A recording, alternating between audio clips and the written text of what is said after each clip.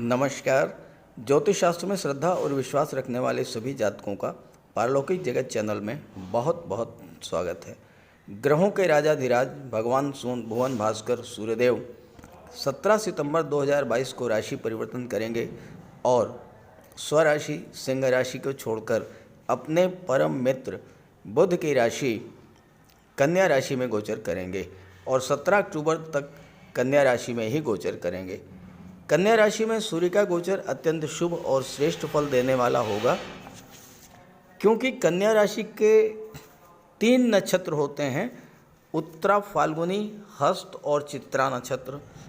उत्तरा फाल्गुनी नक्षत्र सूर्य का नक्षत्र है, हस्त नक्षत्र चंद्रमा का और चित्रा मंगल का नक्षत्र है।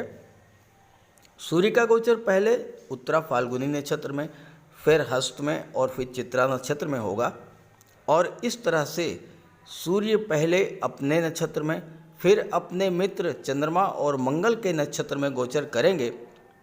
जब कोई भी ग्रह अपने ही नक्षत्र, अपनी ही राशि में या फिर अपने मित्र की राशि और मित्र के नक्षत्र में गोचर करता है तो अत्यंत श्रेष्ठ फल प्रदान करता है।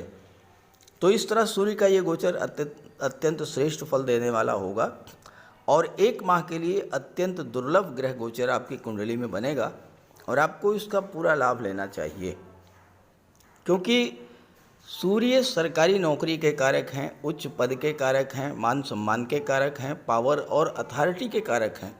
सूर्य ही आत्मा है, सूर्य ही जीवन है, सूर्य ही पिता के कारक हैं। और ऐसे सूर्य जब कन्या राशि में गोचर करेंगे तो मिथुन राशि के जातकों पर क्या प्रभाव पड़ेगा, इसी का विश्लेषण करेंगे इस वीडियो में। ये विश्लेषण आपकी चंद्र राशि के आधार पर किया जा रहा है और वीडियो के अंत में मैं आपको सूर्य के उपाय भी बताऊंगा। तो चलिए वीडियो शुरू करते हैं। तो ये है मिथुन राशि के जातकों की कुंडली। 17 सितंबर को सूर्य का गोचर कुंडली के चतुर्थ भाव में होगा, सुख भाव में, और यहाँ पर बुध के साथ बुधादित्य राजयोग बनेगा। लेकिन आगे बढ़ने से पहले मैं एक विशेष बिंदु पर चर्चा करना चाहता हूँ।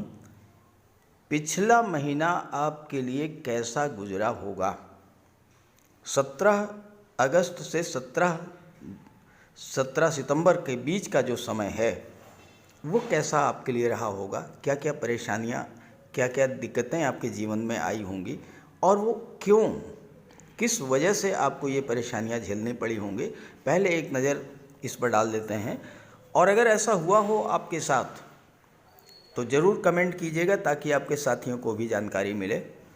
देखिए, पिछले महीने सूर्य का गोचर अपनी ही राशि सिंह राशि में था और सूर्य पराक्रम भाव में गोचर कर रहे थे, लेकिन सूर्य पर राहु की दृष्टि पड़ रही थी और सूर्य पर राहु की दृष्टि पड़ने के कारण भले ही सूर्य स्वराशि में थे लेकिन अपना पूर्ण प्रभाव नहीं दे पा रहे थे। और चूंकि सूर्य पराक्रम भाव में गोचर कर रहे थे और पराक्रम भाव में जब सूर्य पीड़ित हुए तो इसका सीधा सा प्रभाव आपके जीवन में ये पड़ा होगा कि आपका मन किसी भी काम में नहीं लगा होगा, उत्साह में कमी आई होगी, मन में निराशा की भावना आई होगी। साथ ही साथ राहु लाभ के भाव में बैठे हैं तो आपके साथ फाइनेंशियल क्राइसिस की समस्या आई होगी, धन की कमी आई होगी, व्यर्थ की भागदौड़ और यात्राएं आपको करनी पड़ी होंगी। जब सूर्य पीड़ित हुए तो सूर्य के मित्र देवगुरु पर भी प्रभाव पड़ा और इसका असर ये हुआ कि कार्यस्थल पर भी स्थितियां आपके प्रतिकूल रही होंगी।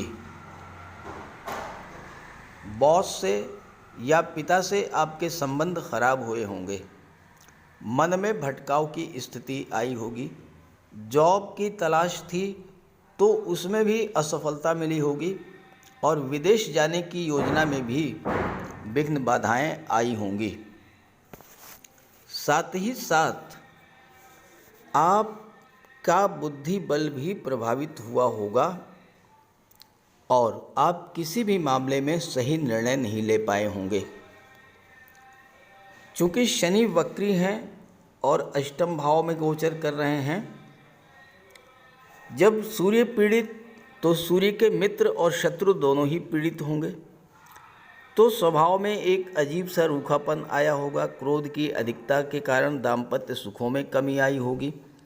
व्यापार करते हैं तो आपका पैसा फंस गया होगा। धन के संचय में भी बहुत परेशानी आई होगी। पैसा आपका बचा नहीं होगा, खर्च ज़्यादा हुआ होगा और फिजूल के खर्च। स्वास्थ्य में कमी आई होगी और आपका पैसा अस्पताल में, दवाओं पर या फिर बिला वजह के कोर्ट कचहरी के मामलों में आपका पैसा खराब हुआ होगा। छात्रों के लिए भी बहुत अच्छा नहीं रहा होगा ये गोचर, और साथ ही साथ दाम्पत्य सुखों में भी कमी आई होगी। तो अगर ऐसा आपके साथ हुआ हो तो ज़रूर कमेंट करके बताइएगा। अब आइए बात करते हैं 17 सितंबर से 17 अक्टूबर तक सूर्य के राशि परिवर्तन के प्रभाव के बारे में। 17 सितंबर को जैसे ही सूर्य का राशि परिवर्तन होगा, सूर्य कुंडली के चतुर्थ भाव में गोचर करेंगे अपने मित्र बुध के साथ, और यहाँ पर बुधादित्य राज्यों का निर्माण करेंगे। बुध यहाँ पर भद्र राज्यों का निर्माण करेंगे, और अभी तक पिछले 1 माह से आपके जीवन में जो परेशानियाँ, जो समस्याएं आ रही थीं, वह धीरे धीरे दूर होना शुरू हो जाएंगी। सूर्य चतुर्थ भाव में गोचर करेंगे। चतुर्थ भाव भौतिक सुखों का होता है, तो सूर्य आपके भौतिक सुखों में तो वृद्धि करेंगे। आपको धन संपत्ति, मकान, ज़मीन, प्रॉपर्टी, वाहन, इन सब का सुख प्राप्त होगा, लेकिन आपके अंदर अहंकार और ईगो को भी जन्म देंगे। चूँकि मिथुन राशि बुध की राशि है और बुध के साथ ही सूर्य हैं, तो मिथुन राशि के जातकों के लिए बहुत ही शुभ फल मिलेगा सूर्य के इस गोचर का। लेकिन यहाँ पर अपने हाई स्टेटस, बेहतरीन जॉब, अच्छा मकान, अच्छा वाहन और सुख सुविधा के साधन, समाज में मान प्रतिष्ठा, इन सब के वजह से आपके अंदर एक अहंकार और ईगो डेवलप करेगा। इससे आपको बचना होगा। और दूसरी बात, आपकी प्रगति को देख करके, आपकी उन्नति को देख करके, आपके धन वैभव को देख करके आपके अपने ही, आपके परिजन ही आपसे ईर्ष्या रखेंगे, आपसे जलन रखेंगे, और इस वजह से भी संबंध खराब होंगे। इस बात का विशेष ध्यान रखें। स्वभाव अत्यंत सौम्य रखें, वाणी पर नियंत्रण रखें, अहंकार से बचें, और समस्या हो तो सूर्य का उपाय करें। यहाँ सूर्य आपकी सामाजिक प्रतिष्ठा में वृद्धि करेंगे। राजनीति, शासन प्रशासन में आप उच्च स्थान पर होंगे, या फिर आपके संबंध उन व्यक्तियों से बहुत मधुर होंगे जो कि शासन प्रशासन, राजनीति में उच्च पदों पर आसीन हैं। लग्न भाव के स्वामी बुध हैं जो आपके साथ ही बैठे हैं, तो आपके ज्ञान, बुद्धि, विवेक को भी तीव्र करेंगे, और इससे आप अपने शत्रुओं की पहचान भी कर लेंगे और उन्हें परास्त भी करेंगे। तो सूर्य राजा हैं, तो आपको राजसी वैभव प्रदान करेंगे, इसमें कोई दो राय नहीं है। और सूर्य की दृष्टि दशम भाव पर पड़ेगी। यहाँ पर देवगुरु का भी गोचर है। सूर्य और देवगुरु का दृष्टि संबंध बनेगा, बुध और गुरु का दृष्टि संबंध बनेगा। तो इन संबंधों के कारण आपके कार्य क्षेत्र में अभूतपूर्व उन्नति होगी। आप नौकरी में हैं तो पद, प्रतिष्ठा, प्रमोशन का लाभ मिलेगा। नौकरी की तलाश है तो नौकरी मिलेगी। बुध के प्रभाव से आप आईटी सेक्टर, कंप्यूटर या मैनेजमेंट के क्षेत्र में, सूर्य के प्रभाव से आप शासन प्रशासन या राजनीति के क्षेत्र में, न्यायिक सेवा और विदेश सेवा के क्षेत्र में, और देवगुरु के प्रभाव से आप वकालत या काउंसलिंग के क्षेत्र में आपको बहुत अच्छी सफलता मिलेगी। ब्याज, बट्टा, गिरवी, कमीशन, ब्रोकरेज का कार्य करते हैं आप, शेयर मार्केट का कार्य करते हैं, तो वहाँ भी आपको बहुत अच्छी उच्च स्तर की सफलता और लाभ प्राप्त होगा। साथ ही साथ छात्रों के लिए भी ये समय बहुत अच्छा रहेगा। अभी तक जो आलस्य की स्थिति बनी हुई थी, मन में ऊहापोह और भ्रम की स्थिति बनी हुई थी, वो सब दूर होगी। पूरे मन से आप अपने पढ़ाई पर फोकस करेंगे और आप फिर सफलता भी अर्जित करेंगे, क्योंकि छठे भाव के स्वामी मंगल हैं जो कि सूर्य के मित्र हैं, और छठा भाव कॉम्पिटिशन्स का होता है, तो कॉम्पिटिटिव एग्जाम्स में भी आपको सफलता मिलने का योग बनेगा। छात्रों के लिए बहुत ही अच्छा समय है। सूर्य के प्रताप से आपके शत्रु पराजित होंगे। सूर्य पराक्रम भाव के स्वामी हैं, तो आपके पराक्रम पुरुषार्थ में वृद्धि करेंगे। काम में मन लगेगा। काम के प्रति आप समर्पण की भावना के साथ कार्य करेंगे और कार्य को जब तक पूरा नहीं कर लेते तब तक नहीं रुकेंगे। हालांकि स्वास्थ्य का आपको विशेष ध्यान रखना होगा। सूर्य के कारण नेत्र कष्ट या उदर संबंधी समस्याएं, या फिर चूँकि शनि अष्टम भाव में बैठे हैं तो आपको जॉइंट्स पेन, पिंडलियों में दर्द या पूरे शरीर में थकान, ये सब समस्याएं आपको आ सकती हैं। तो इसके लिए आप सूर्य का उपाय कीजिएगा। यहाँ पर बुध भी चतुर्थ भाव में गोचर कर रहे हैं, तो इसके प्रभाव के बारे में भी चर्चा कर लेते हैं। बुध का गोचर कुंडली के चतुर्थ भाव में अपनी ही राशि कन्या राशि में है, और यहाँ भद्र राजयोग बना रहे हैं बुध।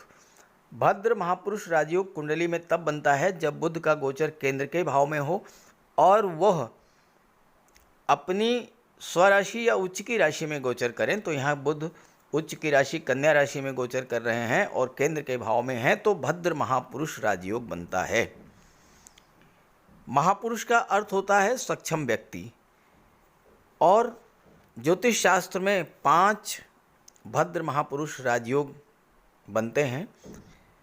बुध के द्वारा, गुरु के द्वारा, शनि के द्वारा, शुक्र के द्वारा और मंगल के द्वारा। और एक भी महापुरुष राजयोग बन जाए तो व्यक्ति सक्षम हो जाता है, उसे जीवन में संघर्ष नहीं करना पड़ता। और ये चतुर्थ भाव में बन रहा है, तो भौतिक सुख सुविधाओं के लिए आपको संघर्ष नहीं करना पड़ेगा। भौतिक सुख सुविधाएं आपको स्वतः प्राप्त हो जाएंगी। माता का स्वास्थ्य भी ठीक रहेगा। ये राजयोग आपके बुद्धि, चतुराई और वाणी का धनी बनाएगा आपको, और वाणी से संबंधित कार्य जैसे शिक्षण का कार्य है, वकालत का कार्य है, लेखन का है, गणित का है, व्यापार का है, या सलाहकार के रूप में लीगल एडवाइज़र या फाइनेंशियल एडवाइज़र के रूप में आपको जीवन में सफलता मिलेगी। बुध की दृष्टि दशम भाव पर पड़ेगी, जहाँ से करियर का विचार किया जाता है। तो आप सोशल मीडिया और पत्रकारिता के क्षेत्र में, टीवी रिपोर्टर के क्षेत्र में, वकील, जज या प्रवक्ता या ज्योतिष, इन सब क्षेत्रों में आपको व्यावसायिक क्षेत्रों के माध्यम से सफलता और धन प्राप्त होगा। इस राजयोग के बनने पर आप दीर्घायु भी होंगे, और इस योग के प्रभाव से आप जीवन के हर क्षेत्र में सफलता तो अर्जित करेंगे ही, प्रचुर मात्रा में धन भी प्राप्त करेंगे। बुध चूँकि आपके लग्न के भी स्वामी हैं, तो आपके बुद्धि बल में, बौद्धिक क्षमता में वृद्धि होगी। अपने बुद्धि बल से आप अपने शत्रुओं को परास्त करेंगे। स्वभाव से नम्र और तेजस्वी व्यक्तित्व होगा आपका। उत्तम स्वास्थ्य होगा। व्यावसायिक सफलता मिलेगी, ऐश्वर्य और ख्याति मिलेगी, और भद्र राजयोग व्यक्ति को राजा के समान जीवन प्रदान करता है। तो इस तरह से 17 सितंबर से 17 अक्टूबर का समय आपके जीवन में आशा की नई किरण लेकर के आ रहा है। आप इसका भरपूर लाभ उठाएं, लेकिन सूर्य का उपाय जरूर करें। तो चलिए बात कर लेते हैं सूर्य के उपायों पर। अगर अभी तक आपने सूर्य देव का उपाय नहीं किया है तो अवश्य कीजिए। सूर्य देव की आराधना करें।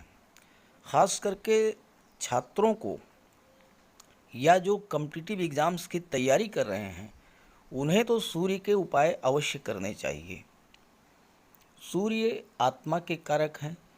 इस पृथ्वी पर सूर्य के कारण ही जीवन है और सूर्य की ही ऊर्जा, प्रकाश और ऊष्मा से हम कार्य करने में सक्षम होते हैं।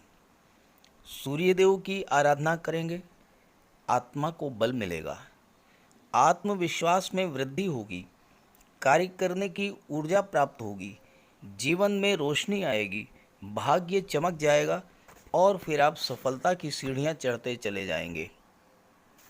तो प्रातःकाल स्नान करते समय जल में लाल पुष्प या केसर डाल करके स्नान कीजिए।